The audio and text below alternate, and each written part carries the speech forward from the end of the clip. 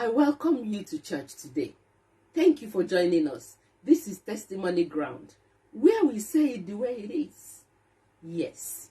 So for today, sermon, the topic for today's, or let me call it, the title of today's sermon is You Are Unstoppable. You hear me? You are unstoppable. What stopped your father will not stop you. What stopped your mother will not stop you. What stopped your ancestors will not stop you. What stopped people of your community will not stop you, because you are unstoppable.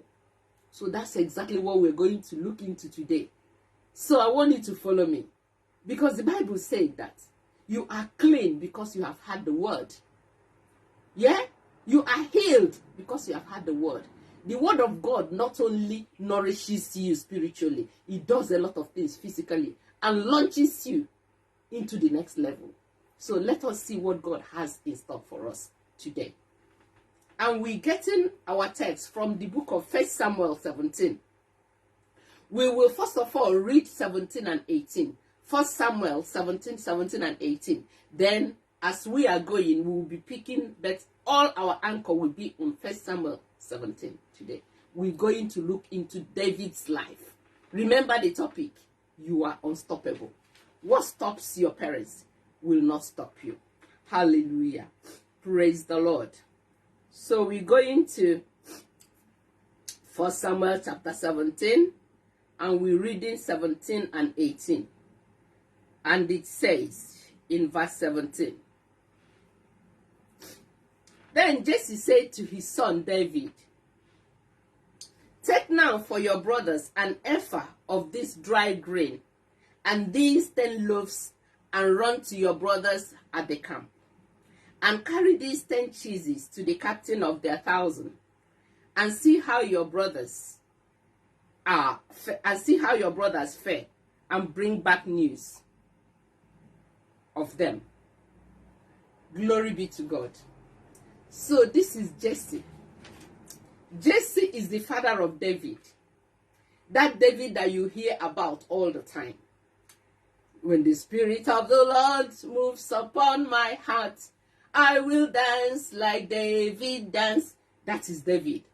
And then another word of God said that David is a man after my heart. That's God is telling you that David is a man after his heart. So let us look at the life of David and see what we can glean from it, and see where it is connecting to our topic, which is you are unstoppable. So when we look at the life of Jesse, the father of David, if the father of David told David to go to the bush or to the wilderness to look after the sheep that is in the wilderness, that makes David's father a shepherd. Meaning that what he does to earn a living is to rear cattle, is to rear sheep, is to rear goats, and so on and so forth. And where do you do this? In the wilderness, where all the elements, you are exposed to the elements and so on. It is a very risky job, because one can be attacked by a wild animal. One can be killed at any time. Just like in our present day, you said that somebody is a driver who goes long distance and so on. You can see that it's very, very risky.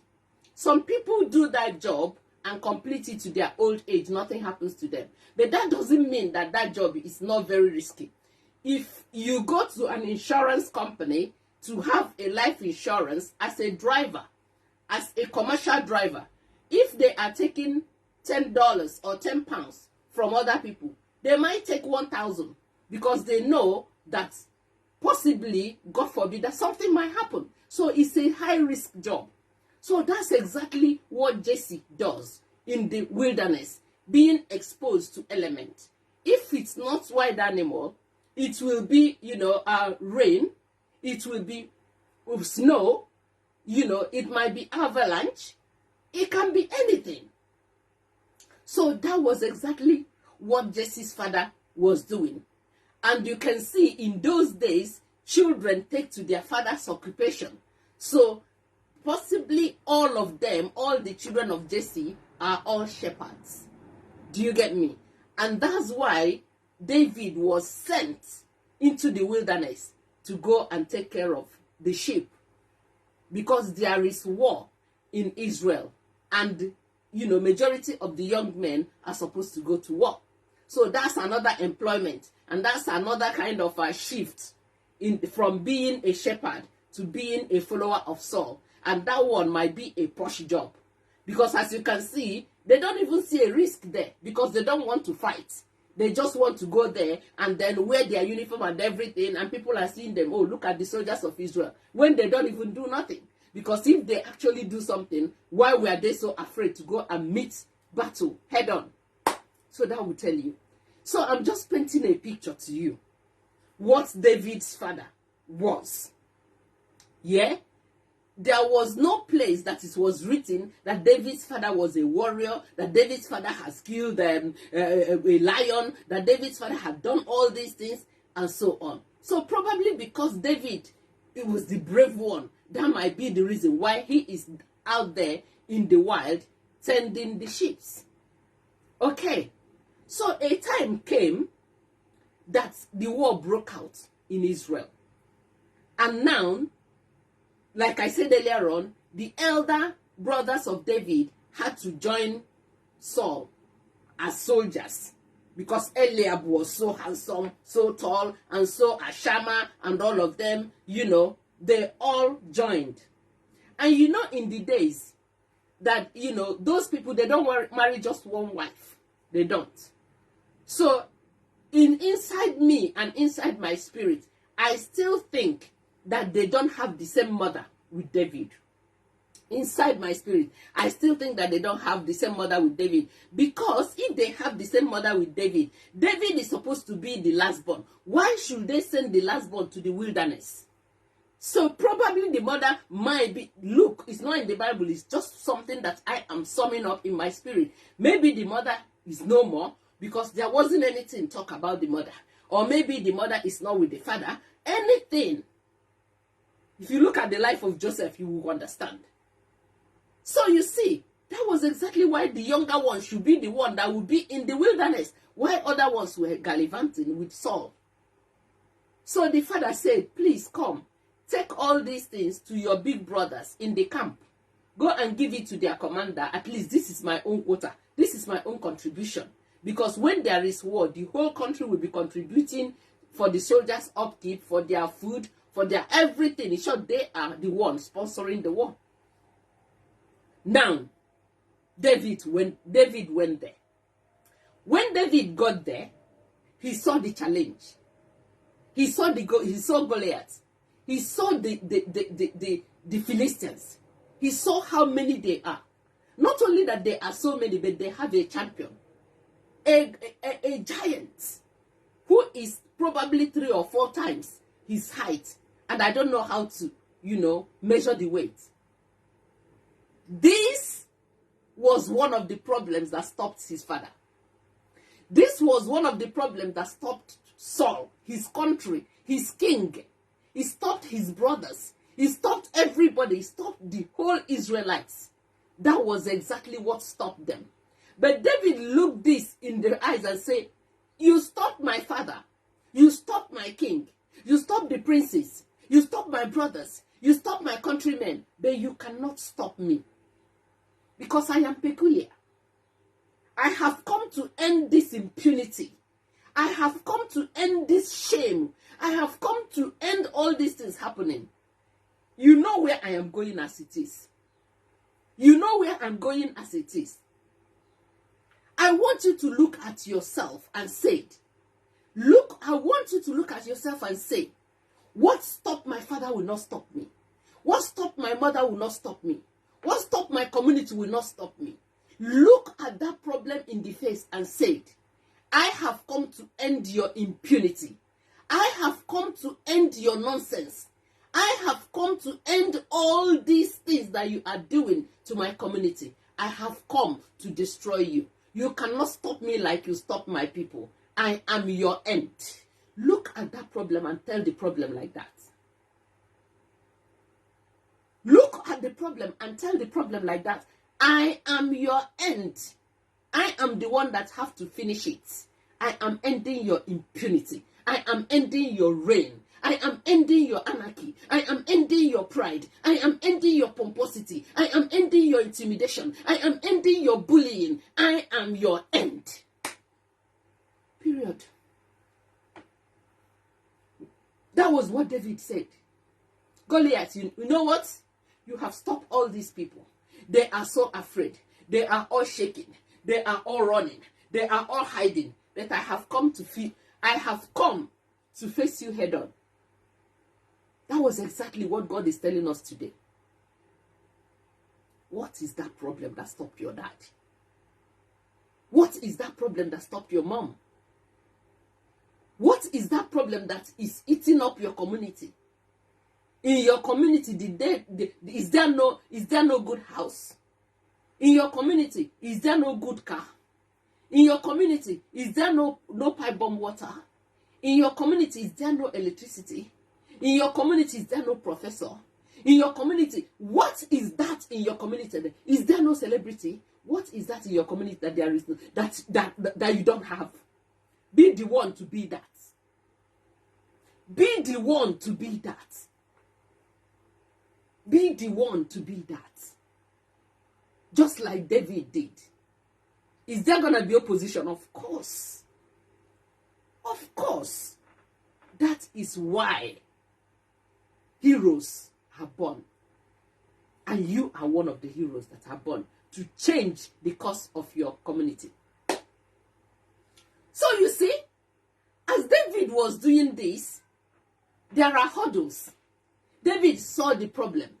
David saw the giant and decided to go and deal with the giant. There comes hurdles.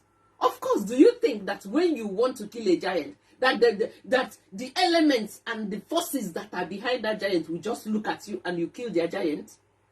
No. It's just you that need to stand your ground and say, you see, you giant, it doesn't matter how long it takes, but I'm going to kill you today. So what are the hurdles?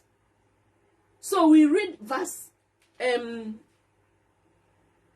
Samuel 17 verse 18, verse 28. Let's see what verse 28 is telling us. Verse 28 is one of the hurdles. So Eliab, his oldest brother, heard when he spoke to the men, and Eliab's anger was aroused against David, and he said, "Why did you come down here? And with whom have you left those few sheep in the wilderness? I know your pride and the insolence of your heart, for you have come down to see the battle." That is one of the hurdles. If you want to do something that your father hasn't done, that your brothers, big sisters, your community, people around you, if you want to do what they were not able to do, you will meet terrible oppositions. You will meet terrible, even they will fight against you. They will fight against you. Sometimes they might even be convinced that you will be able to do it. But why should it be you? Why should that glory come through you? Why should you be the one to go and make that mark? Eliab was the oldest brother, but Eliab was a hurdle. He became a bully. He became his intimidation. He used his age and his hierarchy in the family as the big brother. You know, in our community, in some places, in some places, if a guy wants to get married, they will say, no, you have to wait for your big brother to marry first. Meanwhile, the big brother doesn't want to marry. Meanwhile, the big brother wasn't even working. Meanwhile, the big brother is not even doing anything. But they say that you have to wait for your big brother to marry before. That is the custom. Have you seen it? So they want everybody to just line up and stand up and the queue behind a failure. So Eliab came and wanted to inculcate and pull David into their failure. You have to queue by our though we are hiding, though we cannot face the giants head on, though we cannot do all these things, but you cannot go because we haven't even got there. We are older than you. That's what you hear in most families. This person didn't do it. Why did you even open your eyes so much that you want to do this? you have to be able to be diplomatic enough to stand your ground and say, even though you were not able to do it, that doesn't mean I will not do it. I will be the end of that. I'm going to do it. That was exactly what David did. You can see that David didn't even quarrel. David said, what have I done now? Is there no cause for you to start bullying me? I haven't done anything. I'm only asking questions. You should be able to respectfully, reply to your parents, reply to your siblings, reply to any senior. Reply to everybody that is around you who is trying to pull you back. Chigozie, welcome. Who is trying to pull you back? Who is trying to stop you from breaking the jinx, from breaking the age-old jinx that is in the family? You will respectfully say, is there no cause? I am sorry, but I'm going to do it. We all cannot be here and become poor, smelling of poverty. We cannot do that. I have to go and be a change in this community. That was exactly what David did. So the huddle is, family is part of the huddle. Yeah? Family is part of the huddle. Then the fear of hierarchy. Sometimes you want to do something in your community, or you want to do something in your family and so on, and then you don't even know how to go to the king. You don't even know how to go to the chief, because you might not know how to say it, and you might not get the number and so on. What did David do? David was not able to see Saul, but David continued to speak. He will go and ask this person, what is Saul going to give the person who removed this shame? The person will tell David, and then David will go to Saul. What David was doing was trying to pass the message to Saul. He was trying to talk to somebody who will talk to Saul. And he continued and continued to continue until somebody who took him to call Saul heard it. Have you been trying to get somebody? Have you been trying to get somebody who is a destiny helper and you couldn't? Let me tell you my motto. I will keep trying. I will keep trying. I will keep trying until that problem gets tired of me and give way, and I will pass. When a problem sees that you are not going to give up anytime soon, that you have put your mat and stand there, you have put a chair and sit down there and say, forever and ever, I'm going to wait for them. I'm going to wait until my change comes. When that thing sees, the demons behind those things will just pack out, because they see that you're not going anywhere. That was what David did. David did not hurry back, because he saw an opportunity to be a change. He saw an opportunity to become what his father did not become. He saw an opportunity to remove the shame that is smelling all over the Israelites. He saw an opportunity. And that opportunity is coming to you. Because God does not leave you like that. God gives you a lot of opportunity. It's just for you to key into the spirit and know when that opportunity comes. And you will not allow the opportunity to slip through your hands. That was exactly what David did. Yeah? You just keep trying different methods. David kept trying, telling other people, telling people. When the brother was distracted, he left where the brother is, because there are some people that you will be around them, you will just be their level. Yeah? You will just be their level. I am a weight management coach. And I know how many people that will be telling me, oh, you're losing too much. Oh, you're looking so gaunt. Oh, even my students, they will say that people are telling them, you're looking so gaunt. And these people that are saying it are very big. They could not do what you're doing. But they are your close ones. They are your friends. They are all over the place. And they will be the ones that will be discouraging you, so that you will be in the level that they are. They couldn't do it, but they don't want you to do it as well. They want all of you to be in the same place. They don't mean bad. They don't mean bad. They don't hate you. They don't hate you. But what? They couldn't do it, but so you shouldn't. Why should the glory go to David? Why should the glory go to David? Why not me? Why not you, but you couldn't do anything? And you want everybody to. What stopped your father will not stop you. What stopped your mother will not stop you. What killed your father will not kill you. What killed your mother will not kill you. What is killing your community will not kill you. You will be the light of your community, and you will bring your community into the limelight. just like David did. That's the message for today. Blessed be the name of the Lord. Do not look at the size of the problem. Don't look at the size. Nobody is a billionaire in your family. Nobody is a professor in your family. Nobody is this and that. Nobody is a star, is a celebrity, is what in your family. And then you're looking at it, but it's too much now. You know, let me do a small project. This. Don't look at Goliath. Goliath is for the birds to eat. Don't. Just keep dreaming that big one. David did not look at the size. He did not look at the number of opposition. How many they are. Sometimes what people will be seeing, they will be seeing the opposition. They will be seeing the number of problems. They will be seeing the number of hurdles. But let me tell you, the number of hurdles, the number of opposition, the number of all those things, they are ladder that is taking you to your pinnacle. If there is no opposition, you will not have any ladder. You will not have any. You will not have foundation. You will not have top roots. So you need all those oppositions and ladder. But the problem here is, how are you going to deal with them? Are you going to allow the opposition to pull you down? Are you going to be discouraged? Are you going to give up because of the many of opposition? It's up to you. So lesson that we're going to learn from David, I will be concluding in the next 6 minutes. So what are the lessons? I want us to go to verse 37. 1 Samuel 17 verse 37. Let's see what it's telling us.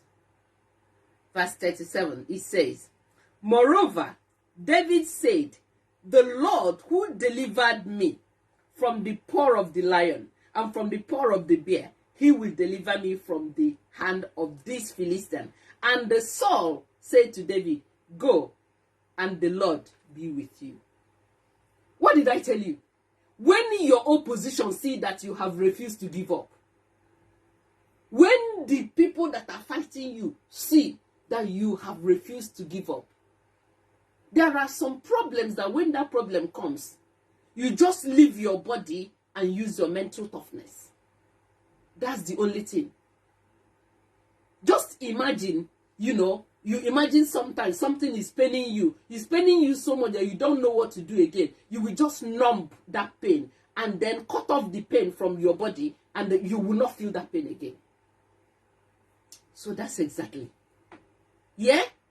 So when David continued to prove himself, continued to give Saul his curriculum vitae, his CV, I have killed a bear, I have killed a lion, I have killed this, I have delivered the sheep from their mouth, and so on. That's why I told you that the hurdles, the hurdles are your ladder. Those hurdles are your CV. Those are the experiences you gather from businesses, from opportunities that fail, from people that disappointed you, from people that are talking to you anyhow, from people that are saying that you cannot do it. All those things, they were saying it and you are enduring it. You are enduring it. And that endurance is building you a formidable person. When they left David in the wild to be tending the sheep, they did not know that they were training David for Goliath. He was tending the sheep. He was getting acquainted with the nature. He was fighting the elements and so on. And those things that he was doing there, he never knew that he was being prepared for a bigger picture. That which is going to bring the name of his family to the limelight. And that is you, exactly you. That's exactly you. All those things that you have done before. All those problems that you have solved before. All those things that was worrying you and you were able to take care of it. Even the ones that you thought that you didn't take care of it. But you learned a lot of lesson through it. All those things are preparing you for the big picture. And as you're listening to me now, the Lord is telling you to go for the kill. Go for Goliath. Go for Goliath. That's what the Lord is telling you. That project. That thing that you want to do. That thought that you have. That creative mind that you have. That you are so afraid to bring it. Everybody has a lot of gifts. It's just for you to know which one is yours. You just need to go for it. Do not think about not getting it right. Don't even think about not. Only think the positive. So I will leave you with this. That what stopped your parents will not stop you. Yeah? And I want you to think about it. Stop thinking about the starting of a race. Think about the finishing line. Think about the finishing line. Do not look at the starting point. Do not look at the hurdles. How many hurdles will I jump in order to get to the finishing point? Don't look at the hurdle. See yourself at the end of the line. See yourself at the finishing line. When you see yourself at the finishing line, your mind will zero to that finishing line. You will no longer see the hurdle. Even when you are suffering, when you are going through pain, when you are going through oppositions, when you are going through those hurdles, you will not see all those hurdles as hurdle. You will see them as stepping stone. And you will see them as learning curve. Because anything that you are finding difficult to get, you will learn a lot of things doing that. I'm a content creator. And these true hurdles, through not knowing how to do things, through crying and looking for people to help me, that's how I learned everything. My editing, my everything, I do it myself. It is true not being able to find people to do it for me and the passion to be able to do it. These are the time when I was able to find solutions and I learned how to do everything by myself. And I cannot call anybody to help me now because I know how to do it. That's exactly what happened. And David was able to triumph. And David jumped the hurdles. And what stopped his father did not stop him. And even David put the name of the family to the world map. To the extent that the family all rallied around him. And all of them, they were eating through him.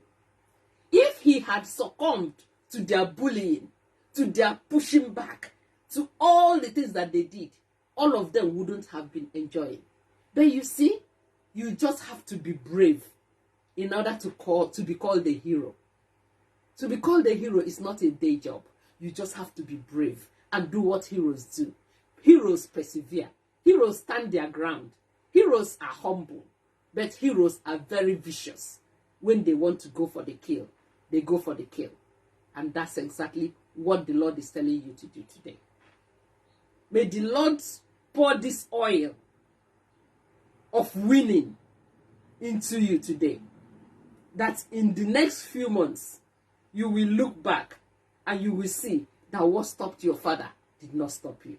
What stopped your mother did not stop you. What stopped every member of your family did not stop you. That you are that light and you are that game changer of your family. And everybody will rally around you and you will become the champion.